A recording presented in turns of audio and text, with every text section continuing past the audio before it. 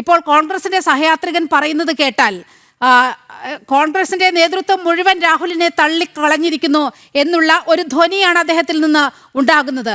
പക്ഷേ യാഥാർത്ഥ്യം എന്താണ്? രാഹുലിനെതിരെ ചുമത്തിയ വകുപ്പുകൾ വെച്ച് നോക്കുമ്പോൾ ഒരു നിമിഷം പോലും ആ MLA സ്ഥാനത്ത് ഇരിക്കാൻ ഒരു തരത്തിലുള്ള യോഗ്യതയും രാഹുലിനില്ല. സ്വാഭാവികമായും ആ MLA സ്ഥാനമടക്കം രാജിവെപ്പിക്കാനുള്ള നടപടികൾ, സമ്മർദ്ദം ഈ കോൺഗ്രസ് നേതൃത്വം ശക്തമാക്കേണ്ടതാണ്. കാരണം കോൺഗ്രസിന്റെ തന്നെ നിലനിൽപ്പിനെ ചോദ്യം ചെയ്യുന്ന രീതിയിലാണ് ഈ വലിയ ആരോപണങ്ങൾ ഉയർന്നു വന്നിരിക്കുന്നത്. നോക്കൂ മേഡം, ഇതിലൊരു കാര്യം കോൺഗ്രസിന്റെ വക്താവിനോട് പറയാനുള്ളത്, ഈ രാഹുൽ മാങ്കൂട്ടത്തിനെ യൂത്ത് കോൺഗ്രസിന്റെ പദവിയിൽ നിന്ന് മാറ്റിയത് ഈ പെൺകുട്ടിയുടെ പരാതി ബേസിട്ടല്ല. എന്താണ് നിങ്ങൾ ഇങ്ങനെ കണ്ണടച്ച് ഇരുട്ടാക്കല്ലേ? തൃശ്ശൂരുകാർക്കറിയാം, അത് നിങ്ങളുടെ തന്നെ ഉന്നതനായ ഒരു നേതാവിന്റെ കുടുംബത്തിലെ കുട്ടിക്കെതിരെ വന്നപ്പോ അദ്ദേഹം AICC പോയി പരാതി കൊടുത്തു. അങ്ങനെ വന്നപ്പോഴാണ് ഇദ്ദേഹത്തെ മാറ്റേണ്ടി വന്നത്. മാത്രമല്ല, ഈ ഷാഫി പറമ്പില് ഒരു കത്ത് അവിടെ കൊടുക്കാനുള്ള കാരണം ഇത് അദ്ദേഹത്തെ കൂടി ചാർജ് ചെയ്ത് വരുന്ന പേടിയുണ്ടായിരുന്നു. കാരണം തൃശ്ശൂരിലെ ഒരു ഉന്നതനായ ഒരു മുൻ MP അദ്ദേഹത്തിന്റെ കുടുംബത്തിലെ കുട്ടിക്കെതിരെയാണ് ആദ്യത്തെ പരാതി. അപ്പോഴാണ് നിങ്ങൾ മാറ്റിയത്, അല്ലാതെ നിഷേധിക്കരുത് നിങ്ങള്. അല്ലാതെ നിങ്ങളിത് എടുത്തു ചാടി പെട്ടെന്ന് വന്ന് ഇതൊന്നും ചെയ്തതല്ല. അന്ന് മാറ്റിയില്ലായിരുന്നെങ്കിൽ കൃത്യമായി അത് കൂടുതൽ അപകടത്തിലേക്ക് പോവുമായിരുന്നു. ഇനി അടുത്തൊരു കാര്യം കൂടി നിങ്ങൾ ഇതിൽ പറയുണ്ടായി, എന്താ ഗോൾഡ് കേസ്, അതും ഇതും തമ്മിൽ കമ്പയർ ചെയ്യാനേ പാടില്ല. ഇത് സ്ത്രീകൾക്കെതിരെയുള്ള അതിക്രമം. അതിനെക്കുറിച്ച് സുധാകരൻ പറയുന്നു അദ്ദേഹം അറിഞ്ഞില്ലാണ്. അദ്ദേഹം KPCCയുടെ എന്തോ ക്ഷണിതാവൊക്കെയാണല്ലോ ഇപ്പോ പ്രസിഡന്റ് സ്ഥാനം പോയിട്ട്. അദ്ദേഹത്തിന് എങ്ങനെയാണ് മീഡിയയിൽ വന്നിട്ട് ഇത്രയും ബാലിശമായിട്ട്, ഞാൻ വളരെ ഇഷ്ടപ്പെടുന്ന ഒരു നേതാവായിരുന്നു, പക്ഷെ ഇത്രയും ബാലിശമായ കാര്യങ്ങൾ, കളവ്, മുഖത്ത് നോക്കി കളവ് പറയുക, അദ്ദേഹത്തിന് അറിയില്ലായിരുന്നോ ഇങ്ങനെ ഒരു പ്രശ്നങ്ങളൊന്നും? ഈ പറയുന്ന മുൻ MP-യുടെ വിഷയം പോലും K. സുധാകരന്റെ മുന്നിൽ എത്തിയിട്ടുണ്ട് എന്നാണ് ആ ദിവസങ്ങളിലൊക്കെ കേട്ടിട്ടുള്ളത്. മാഡം, ആ വ്യക്തി ഇവിടെ KPCCക്ക് പരാതി കൊടുത്ത് അനങ്ങാതെ വന്നപ്പോൾ അദ്ദേഹം AICC പരാതി കൊടുത്തു. അവിടെ സോണിയാഗാന്ധിയെ പോയി കണ്ടു. അതിനുശേഷമാണ് ഇവരെ മാറ്റിയത്. ഇല്ലെങ്കിൽ തൃശ്ശൂർ ജില്ല കൂടുതൽ അപകടത്തേക്ക് പോയെന്നെ. ഇവരെ ഈ അദ്ദേഹത്തിന്റെ പരാതിയിൽ തീരുമാനം എടുത്തില്ലായിരുന്നെങ്കിൽ തൃശ്ശൂർ ജില്ലയിൽ വലിയ പൊട്ടിത്തെറി ഉണ്ടായേനെ. അതെങ്ങനെ മറച്ചു വെക്കണേ ഇദ്ദേഹത്തിന്? കോൺഗ്രസിലെ ഓരോ കുട്ടിക്ക് അറിയാതെ ആരാണ്? ഞാനത് പറയാൻ ആഗ്രഹിക്കാത്തതുകൊണ്ട് മിണ്ടാനെത്തുന്നു. വളരെ സമുന്നതനായ ഒരു നേതാവ്, മുൻകാല MP, MLA എന്നീ പദങ്ങളിൽ ഇരുന്ന ആളാണ്. അദ്ദേഹത്തിന്റെ കുടുംബത്താണ് ഉണ്ടായത്.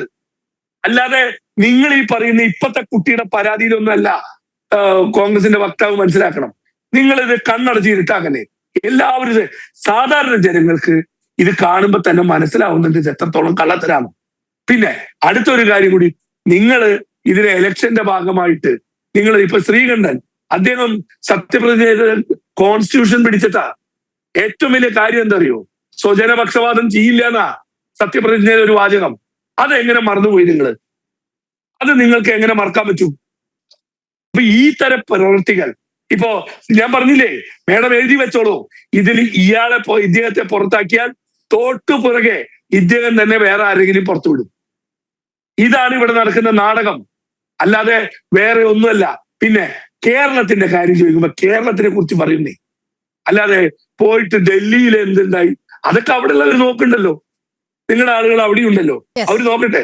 ഇവിടെ നടന്ന കാര്യത്തെ കുറിച്ച് പറയണം, അല്ലാതെ ആളുകളെ ഇങ്ങനെ മണ്ടന്മാരാക്കുക എല്ലാ കാലത്തും വിചാരിക്കുന്നത്. പിന്നെ ഈ പെൺകുട്ടിയുടെ കാര്യത്തിൽ വേണ്ട ഒരു കാര്യം കൂടി പറഞ്ഞു നിർത്തുന്നു. 18 വയസ്സിന് താഴെയുള്ള കുട്ടികൾക്കെതിരെയുള്ള കുറ്റകൃത്യം, ഈ പരാതി പ്രതിപക്ഷ നേതാവിന് കൊടുത്തില്ലെങ്കിൽ, ഇത് അവരുടെ ആരെങ്കിലും കണ്ടില്ലെങ്കിൽ അദ്ദേഹം ഇത് പോലീസിൽ അറിയിക്കാതിരുന്നാൽ അദ്ദേഹം കുറ്റവാളിയാണ്.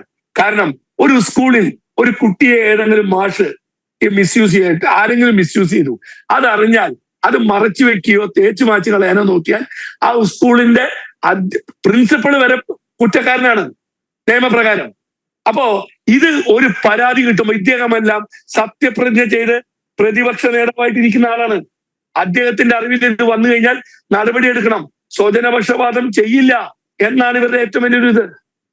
അപ്പോ അങ്ങനെ ചെയ്യുന്നവർ ഇതിൽ കള്ളത്തരൊന്നും കാണിച്ചിട്ടിരുന്ന് രക്ഷപ്പെടാന്ന് വിചാരിക്കേണ്ട. പിന്നെ മേഡം ഒരു കാര്യം കൂടി മനസ്സിലാക്കിക്കോളൂ, 15 കേസുകൾ കൃത്യമായിട്ട് പത്മനാഭൻ സാറും പറഞ്ഞു, മറ്റേ LDFന്റെ പ്രതിനിധിയും പറഞ്ഞു, ഓൾറെഡി ക്രൈംബ്രാഞ്ച് ഒരു യൂണിറ്റ് അന്വേഷിച്ചുകൊണ്ടിരിക്കുന്നുണ്ട്. അവരെല്ലാവിടെയും പോയി ചോദിക്കുന്നുണ്ട്. അങ്ങനെയാണ് ഒരു പരാതി വന്നപ്പോ പെട്ടെന്ന് വരുന്നത്. നിങ്ങൾ മനസ്സിലാക്കിയോളൂ, ഇദ്ദേഹത്തിന്റെ ഒരു കേസ് വരുമ്പോൾ 100% ഉറപ്പാണ് വരും ദിവസങ്ങളിൽ പുതിയ ഡിസ്ക്ലോസർ വരും. അത് 100%. പിന്നെ അദ്ദേഹം രാജിവെക്കണോ വേണ്ടെന്നൊക്കെ അദ്ദേഹത്തിന്റെ ധാർമ്മികത. കാരണം പ്രതിയായി എന്ന് വെച്ചിട്ട് രാജിവെക്കണമെന്നൊന്നുമില്ല. അതിപ്പോ അദ്ദേഹം പറയും മുകേഷ് രാജിവെച്ചിട്ടില്ല, ചാർജ് ഷീറ്റ് ഫയൽ ചെയ്തോണ്ടെന്ന് പറയും. അപ്പൊ ഇതാണ് ഞാൻ പറഞ്ഞത്, ഇത് ഒരു സൈഡിൽ ചെയ്തോണ്ടാണ് മറ്റേ സൈഡിൽ ചെയ്യണം.